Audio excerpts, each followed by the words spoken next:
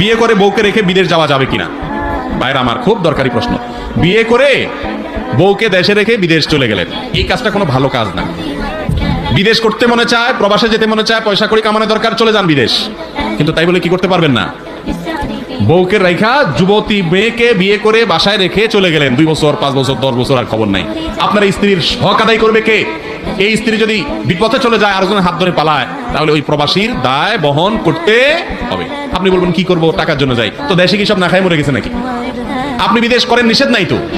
অবিবাহিত থাকা অবস্থায় বিদেশ করেন, যখন বিয়ে করে ফেলেছেন টাকা পয়সা দেশে চলে আসেন, আল্লাহর উপরে তাওয়াক্কুল করে ব্যবসা বাণিজ্য শুরু করেন, কাজ কাম শুরু করেন, বিদেশ আর যাবেন না। আর যদি যেতে হয়, বউয়ের থেকে ভিসা নিতে হবে। কার কাছ থেকে নিতে হবে?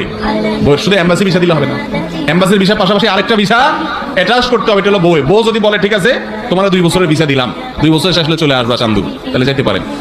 আর যদি বউয়ে বলে যে খবরদার আমি কিন্তু আর দেরি করব না, তোমার ভিসা ক্যান্সেল, তাহলে তাড়াতাড়ি করে চলে আসতে হবে। কথা বুঝতে পারছেন? আপনি বিয়ে করেছেন, তার অধিকার আদায় করতে হবে, তার অধিকার নষ্ট করার অধিকার আপনাকে ইসলাম দেয় নাই। অনেক